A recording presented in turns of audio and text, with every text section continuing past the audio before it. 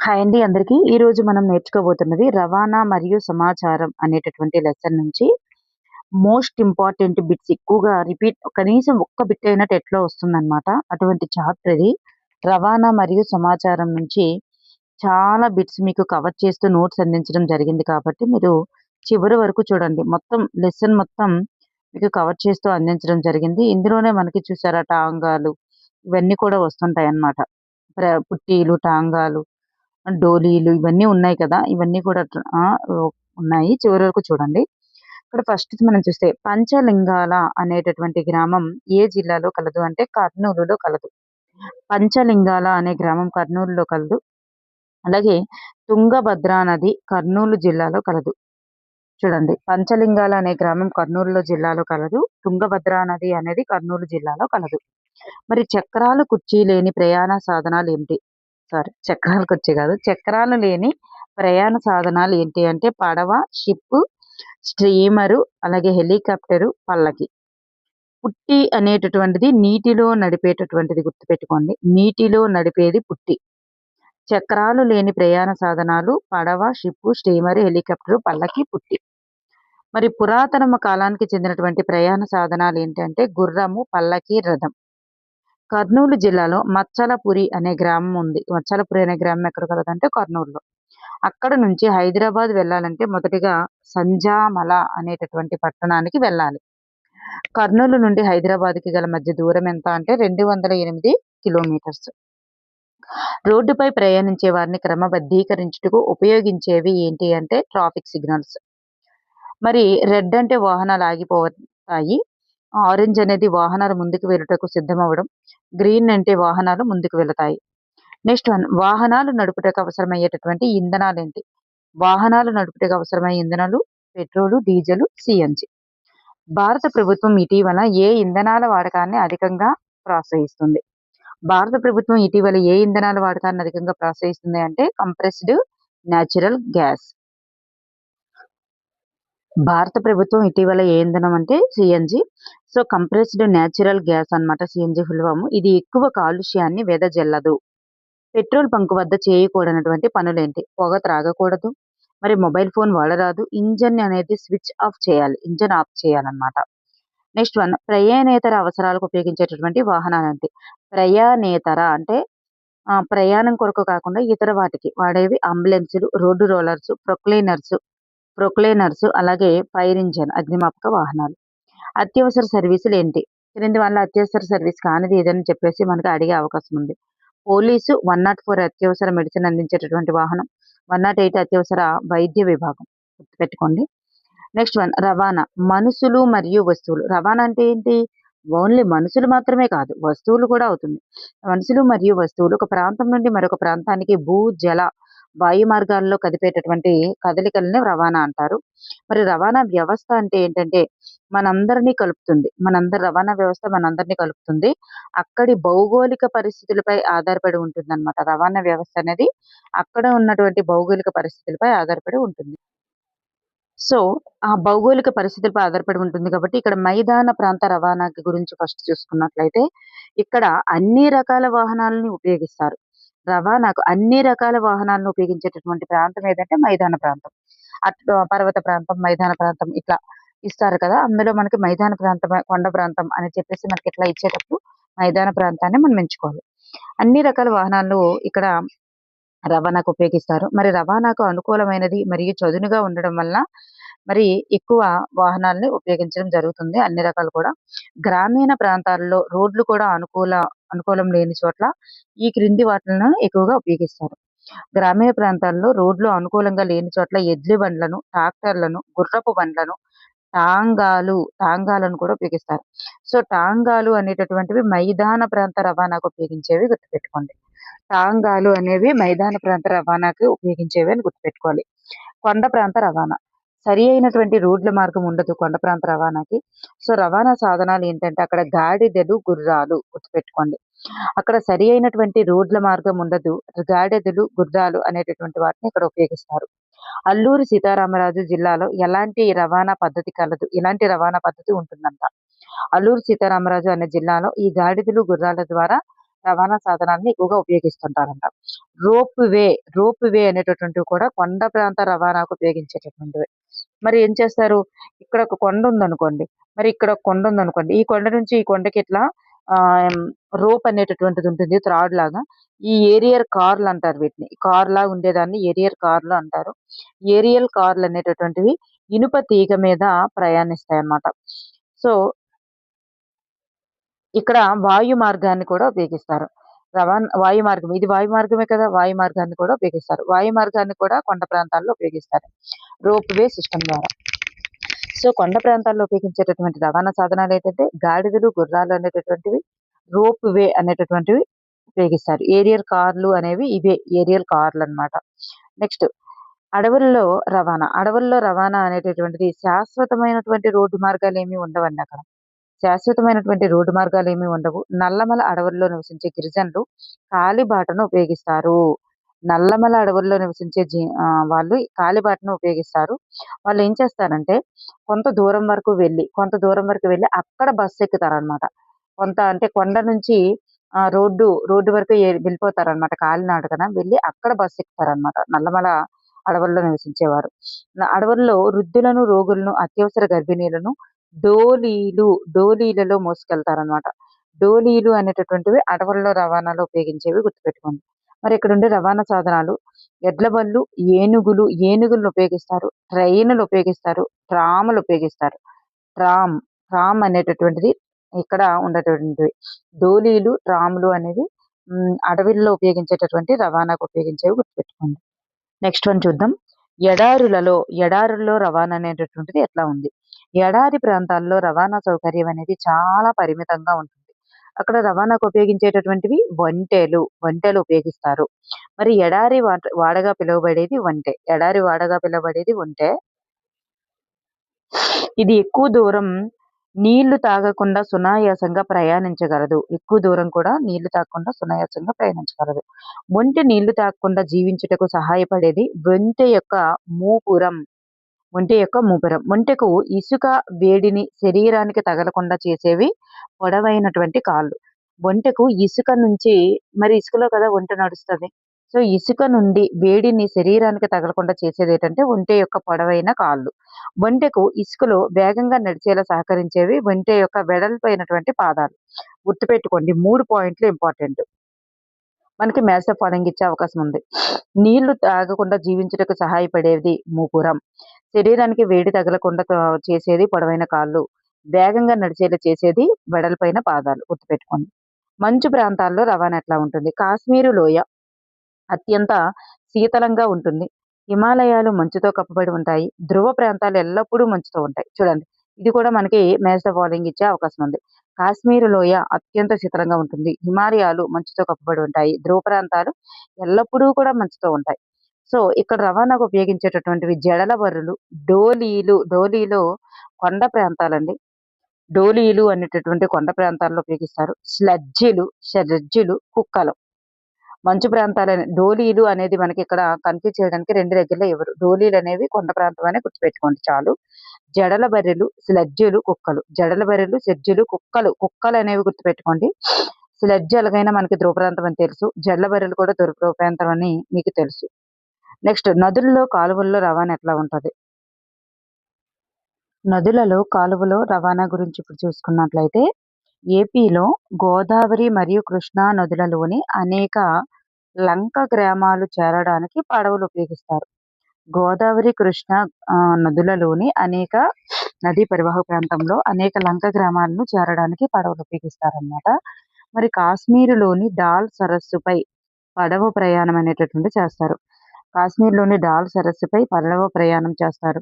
ఇక్కడ చూస్తే గోదావరి నదిలోని లంక గ్రామాలేంటంటే అగడాలంక, కోమటిలంక, చెట్టుకపాడు. అగడాలంక, కోమటిలంక, చెట్టుకపాడు అనేటటువంటివి గోదావరి నదిలోని లంక గ్రామాలన్నమాట. ఈ లంక గ్రామాలను చేరుకోవడానికి పడవలను పుట్టీలు అనేవి నీటి ద్వారా ప్రయాణించే రవాణా సాధనం అని చెప్పుకున్నాం. దీనికి కూడా చక్రాలు అనేటటువంటివి ఏమీ ఉండవు. సో, పడవలను ఉపయోగిస్తారనమాట. ప్రయాణం మరింత వేగవంతం చేసేందుకు శాస్త్రవేత్తలు అభివృద్ధి చేసినది ఏంటి అంటే బుల్లెట్ ట్రైనులు, వేగంగా ప్రయాణించేటటువంటి వాటర్ కార్లు, గాలిలో ఎగిరేటటువంటి డ్రోన్లు, బుల్లెట్ ట్రైన్లు, వేగంగా ప్రయాణించే వాటర్ కార్లు, గాలిలో ఎగిరేటటువంటి డ్రోన్లను అభివృద్ధి చేయడం జరిగింది. నెక్స్ట్ వన్ విమానాశ్రయాలు. విమానాశ్రయాలొచ్చేసరికి విశాఖపట్నం విమానాశ్రయం విశాఖపట్నంలో కలదు. రాజమండ్రి విమానాశ్రయం తూర్పుగోదావరి, గన్నవరం విమానాశ్రయం కృష్ణ, కడప విమానాశ్రయం వైఎస్ఆర్ కడప, రేణిగుంట విమానాశ్రయం తిరుపతి జిల్లా, పుట్టపర్తి విమానాశ్రయం శ్రీ సత్యసాయి జిల్లా, ఉయ్యాలపాడు నరసింహారెడ్డి అనేది విమానాశ్రయం ఓర్వకల్లు కర్నూలు జిల్లాలో కలదు. మరి ఓడరేవులొచ్చేసరికి 3. విశాఖ ఓడరేవు విశాఖపట్నం, కాకినాడ ఓడరేవు కాకినాడ, కృష్ణపట్నం ఓడరేవు శ్రీ పొట్టి శ్రీరాములు నెల్లూరు జిల్లాలో కలదనమాట.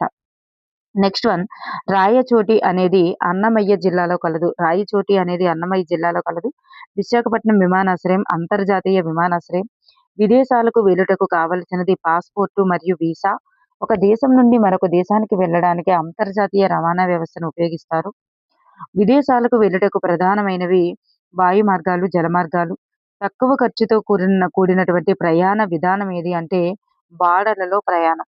ఎక్కువ సమయం పట్టేటటువంటి ప్రయాణం కూడా ఓడల్లే జల రవాణా ద్వారా జరుగుతుంది. ఏపీలో కృష్ణపట్నంలో ఓడరేవు కలదు. ఆ కృష్ణపట్నం ఓడరేవు ఎక్కడ కలదు అంటే శ్రీ పొట్టి శ్రీరాములు నెల్లూరు జిల్లాలో కలదు కృష్ణపట్నం ఓడరేవు అనేది. విదేశాలకు వెళ్ళుటకు గల కారణాలేంటి? విదేశాలకు ఎందుకు వెళ్తారు?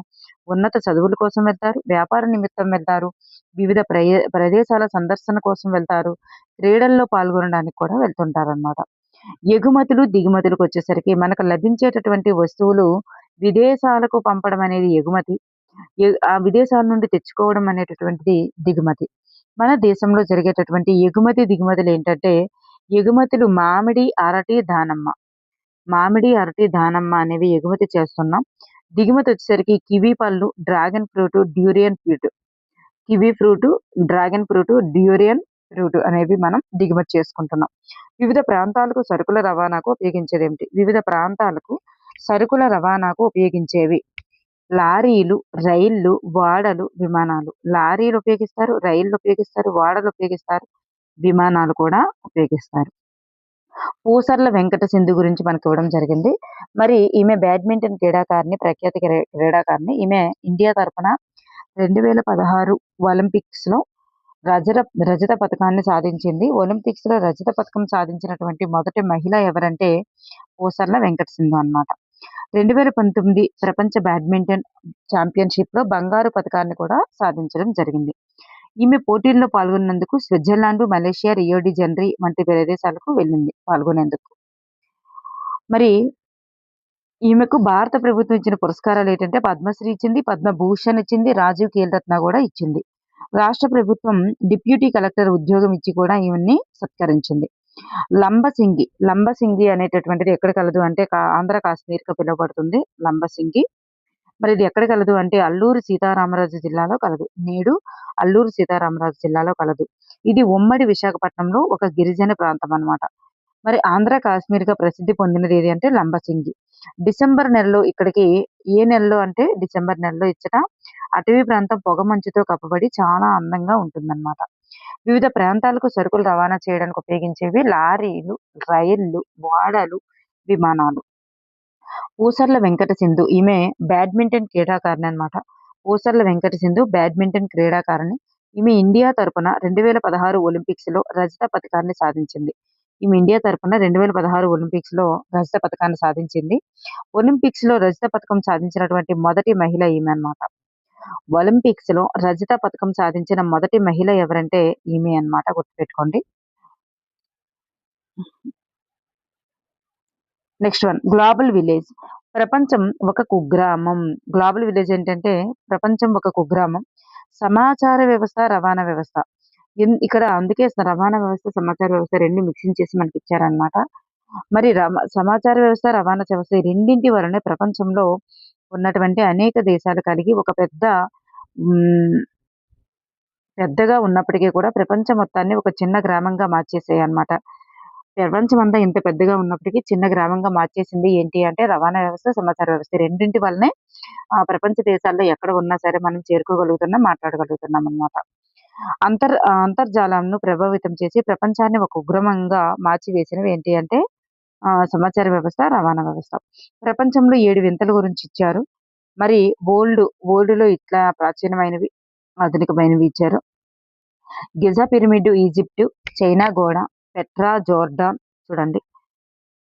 కొలాసియం రోమ్‌లో ఉంది. అలాగే బిచెల్ ఇజ్జా అనేటటువంటిది యోకాటన్‌లో ఉంది.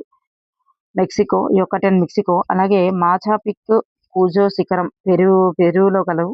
తాజ్‌మహల్, అలాగే క్రీస్తు శిల్పం రియోలో కలదనమాట. ఇవన్నీ కూడా ఆధునికమైనవి. నెక్స్ట్ వన్, వివిధ రకాల సంజ్ఞలను ఉపయోగించేవారు ఎవరు అంటే నృత్యకారులు మరియు మైమ్ కళాకారులు. భావాలను వ్యక్తీకరించుటకు ముద్రలను ఉపయోగించేవారు ఎవరంటే నృత్య కళాకారులు. అలాగే ఒకరితో మరొకరు భావ వ్యక్తీకరణకు ఉపయోగించేది. ఒకరితో ఒకరికి భావ వ్యక్తీకరణకి ఏంటేంటి ఉపయోగిస్తారు? మౌఖిక సంభాషణ అంటే పరస్పరం ఒకరికొకరు మాట్లాడుకోవడం. శబ్ద సంభాషణ అంటే హావభావాల ద్వారా వ్యక్తపరచడం. భావాలను, ఆలోచనలను హావభావాల ద్వారా వ్యక్తపరచడాన్ని శబ్ద సంభాషణ అంటారు. మౌఖిక సంభాషణ అంటే డైరెక్ట్‌గా మాట్లాడుకోవడం. హావభావాల ద్వారా మాట్లాడుకోవడం శబ్ద సంభాషణ. ఈ విధంగా ఒకరి నుంచి ఇంకొకరికి భావ వ్యక్తీకరణ అనేది జరుగుతుంది. హావభావాలు తెలిపేటటువంటి చిత్రాలను ఏమంటారంటే ఎమోజీలు అంటారు. భావ వ్యక్తీకరణ అనేవి 2 రకాలు. ప్రత్యక్ష భావ వ్యక్తీకరణ, పరోక్ష భావ వ్యక్తీకరణ. మరి ప్రత్యక్ష భావ వ్యక్తీకరణ అంటే తల్లిదండ్రులతో, స్నేహితులతో మాట్లాడడం. అలాగే వ్యక్తుల ఆలోచనలను శరీర కదలికల ద్వారా వ్యక్తపరచడం. కరచాలనం అనేటటువంటిది ఒక రకమైనటువంటి ప్రత్యక్ష భావ వ్యక్తీకరణ.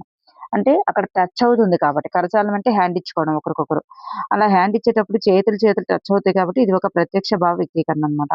శరీర కదలికల ద్వారా వ్యక్తపరచడం, తల్లిదండ్రులతో, స్నేహితులతో మాట్లాడడం అనేది ప్రత్యక్ష భావ వ్యక్తీకరణకి చెందుతుంది. మరి పరోక్ష భావ వ్యక్తీకరణ అంటే మనం దూరదర్శిని, టీవీ, ఫోన్ ద్వారా సమాచారాన్ని తెలుసుకోవడం లేదా వాళ్ళతో మాట్లాడడం. పోస్ట్ కార్డులు, ఫోన్ కాల్, ఈమెయిల్, మెసేజెస్ ఇట్లాంటివన్నీ కూడా పరోక్ష భావ వ్యక్తీకరణకి చెందుతాయి. నెక్స్ట్ వన్, భావ వ్యక్తీకరణ సమాచారం తెలుపుట లేదా సమాచారం రవాణా అనే భావ వ్యక్తీకరణ అంటారు. సమాచారం అనేది ఒకరి నుండి మరొకరికి చేరవేయటమే భావ వ్యక్తీకరణ అంటారు. మరి అప్పటి రోజుల్లో డాంకా అనేటటువంటి ధ్వని సంకేతాలు ద్వారా సమాచారం రవాణా అయ్యేది. పావురాల ద్వారా లేఖలు పంపించడం, పొగ ద్వారా సంకేతాలు, మనుషుల ద్వారా లేదా గుర్రపు స్వారీల ద్వారా వర్తమానాలు. ఈ రకంగా అప్పట్లో సమాచారం రవాణా జరిగేదంట. డంకా అనే ధ్వని, పావురాల లేఖలు, పొగ ద్వారా, మనుషుల ద్వారా, గుర్రపు స్వారీ. మరి నేడెలా ఉంది అంటే ఈమెయిల్ ద్వారా, మెసేజెస్ ద్వారా, మెసెంజర్ ద్వారా సమాచారం ఒకరి నుండి ఇంకొకరికి వెళ్తుంది. పూర్వకాలంలో సమాచారాన్ని తెలిపేటందుకు వివిధ సంకేతాలను ఉపయోగించేవారు. భావాలను సంకేతాల ద్వారా వ్యక్తపరచడాన్ని సంకేత భాష అంటారు. సంకేత భాష ద్వారా తమ భావాలను వ్యక్తపరిచేవారు ఎవరంటే చెవిటివారు, మూగవారు. భావ వ్యక్తీకరణకు ఉదాహరణ ఏమిటి? పొలంలో పక్షులు ధాన్యపు గింజలు తినకుండా రైతు పెట్టేటటువంటి దిష్టి బొమ్మ భావ వ్యక్తీకరణకి ఒక ఉదాహరణే. పక్షులు, జంతువులు వాటి కలిగేటటువంటి కోపం, ప్రేమ, భయం వంటి భావనలను రకరకాల పద్ధతుల ద్వారా వ్యక్తపరుస్తాయి. దృశ్య భావ వ్యక్తీకరణకి అంటే ఏంటి? దృశ్య భావ వ్యక్తీకరణకు ఉదాహరణలు తాబేలు, నత్తలు, కుక్కలు, తేనెటీగలు, కూలీ తేనెటీగలు. తాబేలు, నత్తలు, కుక్కలు, తేనెటీగలు, కూలీ తేనెటీగలు ఇవన్నీ కూడా దృశ్య భావ వ్యక్తీకరణకు ఉదాహరణ. తాబేలు, నత్తలు ఏం చేస్తాయి? బెదిరింపులకు గురైనప్పుడు వాటి తల, శరీరం లోపలికి ఉపసంహరించుకోవడం అనేది దృశ్య భావ వ్యక్తీకరణ అంట. కుక్కలు సంతోషంగా ఉన్నప్పుడు తోక ఊపడం కూడా దృశ్య భావ వ్యక్తీకరణేనంట.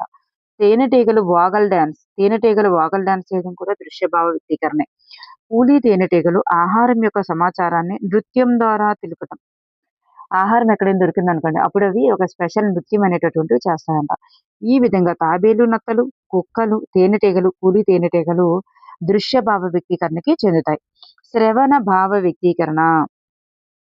ఏనుగులు గీంకారం ద్వారా దూరంగా ఉన్నటువంటి ఇతర గుంపులతో మాట్లాడతాయి. ఏనుగులు, తోడేళ్లు అనేవి శ్రవణ భావ వ్యక్తీకరణ. గీంకారం ద్వారా ఇతర గుంపులతో మాట్లాడతాయి. తోడేళ్ళు వచ్చేసరికి గుంపులో ఇతర తోడేళ్లను పిలవడానికి ఊల పెడతాయంట. ఇవి ఊల పెడతాయి, ఇవి గీంకరిస్తాయి. ఈ రెండు కూడా శ్రవణ భావ వ్యక్తీకరణకి సంబంధించినవి. స్పర్శ భావ వ్యక్తీకరణ. పిల్లులు తమ పిల్లలను నాకడం ద్వారా ప్రేమను వ్యక్తపరుస్తాయి. పిల్లలను శుభ్రం చేస్తాయి, ఉద్దీపనం చేస్తాయి. సో కోవుతులు, బబూన్లు వచ్చేసరికి ప్రేమను కనబరచడానికి ఒకదానికొకటి దువ్వుతాయంట. కోతులు, బబూన్లు దువ్వితే కుక్కలు, పిల్లలు ఏం చేస్తాయంట? ఆహ్, నాకుతాయంట. పిల్లలను నాకడం ద్వారా వ్యక్తపరుస్తాయి. సో, కుక్కలు, పిల్లులు, కోతులు, బబూన్లు ఈ 2 కూడా స్పర్శ భావ వ్యక్తీకరణకి ఉదాహరణలు. రసాయన భావ వ్యక్తీకరణకి ఉదాహరణ ఏంటి? రసాయన భావ వ్యక్తీకరణ అంటే వాసనలు ఆటికి సంబంధించినవి. రసాయన అంటే వాసనలు. సో, పిల్లులు, పాములు, కుక్కలు ఈ 3 కూడా రసాయన భావ వ్యక్తీకరణకి చెందుతాయి. తమ వాసనను గుర్తించడానికి వస్తువులపై రుద్దుతాయంట. సారీ. వాసన ఏదైనా ఒక వస్తువు యొక్క వాసనను గుర్తించడానికి వస్తువులపై రుద్దుతాయంట. అలాగే పాములు, కుక్కలు శత్రువులను గుర్తించడానికి వాటి యొక్క వాసన జ్ఞానాన్ని ఉపయోగిస్తాయంట. సో, అందువల్ల ఇవి పిల్లులు, పాములు, కుక్కలు రసాయన భావతీకరణకి చెందుతాయి. నెక్స్ట్ వన్ భావ ప్రసారం. భావనలను, అనుభూతులను వ్యక్తం చేయడాన్నే భావ ప్రసారం అంటారు. ఈ భావ ప్రసారం అనేది వ్యక్తిగత భావ ప్రసారం, బహుళ సమాచార భావ ప్రసారం. వ్యక్తిగత భావ ప్రసారం ద్వారా జరగొచ్చు భావ ప్రసారం. బహుళ సమాచార ప్రసారం ద్వారా కూడా జరగవచ్చు. మరి వ్యక్తిగత భావ ప్రసారం అంటే ఏంటంటే, ఒకరితో ఒకరు వ్యక్తిగత భావ ప్రసారం ఒకరితో ఒకరు చేసేదే వ్యక్తిగత భావ ప్రసారం. దీనికోసం పోస్టల్ విధానం నెలకొల్పడం జరిగింది. ప్రజలలో వ్యక్తిగత భావ ప్రసారం కొరకు ఉపయోగించేవి పోస్ట్ ఆఫీసులు. పోస్ట్ కార్డు, ఇన్లాండ్ కవర్ ఉత్తరాలు, పోస్ట్ కవర్లు ఇవన్నీ కూడా వ్యక్తిగత భావ వ్యక్తీకరణ అంట. ఉత్తరాల్లో దేన్ని చేర్చవలసిన వారి చిరునామాల్లో ఉత్తరంలో దానిని చేరవలసినటువంటి వారికి చిరునామాల్లో రాయవలసినవేంటంటే ఎవరికైతే చేర్చాలనుకుంటున్నామో వారి యొక్క చిరునామాలో ఏమి ఉండాలంటే పేరుండాలి, ఇంటి క్రమ సంఖ్య ఉండాలి, గ్రామము, మండలము, జిల్లా, పిన్ కోడ్ అనేది ఉంటే ఉత్తరం అనేది ఫస్ట్ చక్కగా వెళ్తుంది. ఉత్తరం యొక్క ప్రయాణం దశలు ఎలా ఉంటాయంటే ఉత్తరం రాయడం, పోస్ట్ కార్డులు వేయడం, పోస్ట్ మ్యాన్ ఉత్తరాలను పోస్ట్ బాక్స్ నుండి తీయడం, చిరునామాలు వేరు చేయడం, వాహనాల్లో గమ్యస్థానాలకు చేర్చడం, పోస్ట్ మ్యాన్ ద్వారా ఇంటికి పంపిణీ ఇట్లా జరుగుతుంది. మరి ఇప్పుడు బహుళ సమాచార ప్రసారంకొచ్చేసరికి ఒకే సమయంలో పెద్ద సంఖ్యలో జనాభాకు సమాచారం అందించేవే బహుళ మాధ్యమాలు. ఎలా? ఇప్పుడు పోస్టల్ విధానం అనేది ఒకేసారి ఎక్కువ మందికి చేర్చడానికి అవ్వదు. ఒకేసారి ఒక వ్యక్తికి ఇట్లా చేయడానికి అవుతుందన్నమాట. అంటే ఒక కార్డ్ అనేది ఒక వ్యక్తికి ఇట్లా జరుగుతుంది. ఇక్కడ ఒకేసారి ఎక్కువ మందికి, ఎక్కువ జనాభాకి అందించేవి మనకి బహుళ సమాచార ప్రసారం. వార్తాపత్రికలు, టీవీ, రేడియో, మొబైల్ ఫోన్స్ ఇవన్నీ కూడా బహుళ మాధ్యమానికి ఉపయోగిస్తారు. క్రింది వానిలో బహుళ మాధ్యమం కానిదేది అనేసి అనేటప్పుడు మీకు పోస్ట్ కార్డ్ అనేది గుర్తుకు రావాలి. ఇన్లాండ్ కవర్, పోస్టల్ కవర్లు ఇవన్నీ కూడా. మరి వార్తాపత్రికలొచ్చేసరికి వార్తలు, వివిధ వ్యాసాలు, ప్రకటనలు వంటివి అనేకం ఉంటాయన్నమాట. రేడియో అనేది వినికిడికి సంబంధించిన పరికరం. తుఫాన్లు, వరదలకు సంబంధించిన సమాచారం గంటకి తెలుసుకోవడానికి ఉపయోగపడుతుంది. మరి నెక్స్ట్ ఆయా ఋతువుల్లో సోకేటటువంటి వ్యాధులు, విద్యా కార్యక్రమాలు, వాతావరణం గురించి తెలుసుకోవడానికి కూడా రేడియోలు ఉపయోగపడతాయి. సుదూర ప్రాంతాల్లో కూడా అతిపెద్ద సమాచార ప్రసార సాధనంగా ఉపయోగపడేదేంటి? సుదూర ప్రాంతాల్లో కూడా అతిపెద్ద సమాచార ప్రసార సాధనంగా ఉపయోగపడేది రేడియో. నెక్స్ట్ వన్ టీవీకొచ్చేసరికి వినికిడి ప్లస్ దృష్టి రెండింటికి సంబంధించిన సమాచార ప్రసారం అన్నమాట ఇది. ప్రపంచంలోనే వార్తలను అప్పటికప్పుడు తెలుసుకునేందుకు ఉపయోగపడుతుంది. లైవ్ టెలికాస్ట్‌ల ద్వారా టీవీ. పిన్ కోడ్ నంబర్ అనేటటువంటిది దేశవ్యాప్తంగా ఉన్నటువంటి పోస్ట్ ఆఫీసులకు ఒక సంఖ్య ఉంటుంది. దేశవ్యాప్తంగా ప్రతి పోస్ట్ ఆఫీస్‌కి కూడా ఒక సంఖ్య ఉంటది. దాన్నే పిన్ కోడ్ అంటారన్నమాట. 6 అంకెల నంబర్ కలిగి ఉంటుంది. పిన్ అంటే అర్థం పోస్టల్ ఇండెక్స్ నంబర్. పోస్టల్ యొక్క ఇండెక్స్ నంబరు. ఈ పిన్ కోడ్‌ను ఆ అడ్రస్ పై రాయాలన్నమాట. రాస్తే దాన్ని బట్టి అది ఆ అడ్రస్‌కి చేరుకోవడానికి సులభంగా సహాయపడుతుంది. పోస్ట్ ఆఫీస్ ద్వారా అందించేటటువంటి వ్యక్తిగత భావ ప్రసార సాధనాలేంటంటే post card, inland cover, envelope cover గుర్తుపెట్టుకోండి. పోస్ట్ కార్డ్ అనేటటువంటిది చతురస్రాకార అట్ట వలె ఉంటది. పసుపు రంగులోని షేడ్‌లలో ఉంటుంది. వెనుక వైపు సగభాగం చిరునామా కేటాయిస్తారు. దీనిపై రాయబడిన సమాచారం అందరికీ కనిపిస్తుంది. దీని ధర 50 పైసలు. మేఘదూత్ పోస్ట్ కార్డ్ ధర అనేటటువంటిది మేఘదూత్ అనే పోస్ట్ కార్డ్ ధర 25 పైసలు. మేఘదూత్ పోస్ట్ కార్డునకు 2 వైపులా గల చిరునామా స్థలం పక్కన వ్యాపార ప్రకటనలు ముద్రించబడి ఉంటాయి. గుర్తుపెట్టుకోండి. రెండో వైపు గల చిరునామా స్థలం ప్రక్కన వ్యాపార ప్రకటనలు ముద్రించబడి ఉంటాయంట. ఇన్లాండ్ కవర్ వచ్చేసరికి లైట్ బ్లూ కలర్‌లో ఉంటుంది. మరి ఇందులో సమాచారం పోస్ట్ కార్డ్ కంటే అధికంగా పెట్టవచ్చు. సమాచారం బయటికి కనిపించకుండా కూడా ఇన్లాండ్ కవర్‌లో ఉంచవచ్చు. ఎన్వలప్ కవర్ అనేటటువంటిది గోధుమ రంగులో ఉంటుంది. ఇది ఏవైనా కాగితాలు లేదా చెక్కులు వంటివి పెట్టి పంపించడానికి ఉపయోగపడుతుంది. గుర్తుపెట్టుకోండి ఇవి మనకు యూజ్ అవుతాయి. Next one mobile phone. ప్రస్తుత కాలంలో విరివిగా ఉపయోగిస్తున్నది ఏదంటే మొబైల్ ఫోను. వివిధ రకాల సమాచారం వేగంగా చేరవేయడం జరుగుతుంది. ఈమెయిల్ ఒక కంప్యూటర్ నుంచి మరొక కంప్యూటర్‌కి పంపేటటువంటి సంక్షిప్త సమాచారాన్ని ఈమెయిల్ అంటారు. డాక్యుమెంట్లు పంపడానికి ఉపయోగిస్తారు. అంతర్జాలాలలో అంతర్జాలంతో అనుసంధానించబడేటటువంటి స్మార్ట్ ఫోను, ల్యాప్‌టాపు, కంప్యూటర్ల ద్వారా సమాచారం పంపవచ్చు, అందుకోవచ్చన్నమాట. చూడండి, ఒక కంప్యూటర్ నుండి మరో కంప్యూటర్‌కి పంపే సంక్షిప్త సమాచారాన్ని ఈమెయిల్ అంటారని గుర్తుపెట్టుకోండి. ఇద్దరికంటే ఎక్కువ మందితో మాట్లాడటకు మొబైల్ ఫోన్‌లో ఉండేటటువంటి సదుపాయం ఏంటంటే కాన్ఫరెన్స్ కాల్. ఆధునిక సమాచార ప్రసారం ఎలా జరుగుతుంది? వీటినే మనం సమాచార మాధ్యమాలు అంటారు. వీటి ద్వారా ఒకేసారి వేల మందికి సమాచారాన్ని, అభిప్రాయాలను చేరవచ్చును. ఫేస్‌బుక్కు, ట్విట్టరు, ఇన్‌స్టాగ్రాము, అలాగే వాట్సాప్ ఇట్లాంటివి సమాచార మాధ్యమాలనమాట. వీటి యొక్క ప్రయోజనం ఏంటంటే జ్ఞానానికి ఉపయోగపడుతుంది, చదువుకు ఉపయోగపడుతుంది, భావ వ్యక్తీకరణకు ఉపయోగపడుతుంది, అత్యధిక సమాచారానికి కూడా ఉపయోగపడతాయి. నెక్స్ట్ నష్టాలేంటంటే బద్ధకం పెరుగుతుంది. తల్లిదండ్రులు, తోటి ప్రజలు ఇతరులతో మాట్లాడడం తగ్గించేస్తున్నారు. జ్ఞాపక శక్తి కూడా తగ్గిపోతుంది. పుస్తకాలు చదవరు, చదివే గంటలు తగ్గిపోతున్నాయి. ఓకే అండి. Thank you for everyone.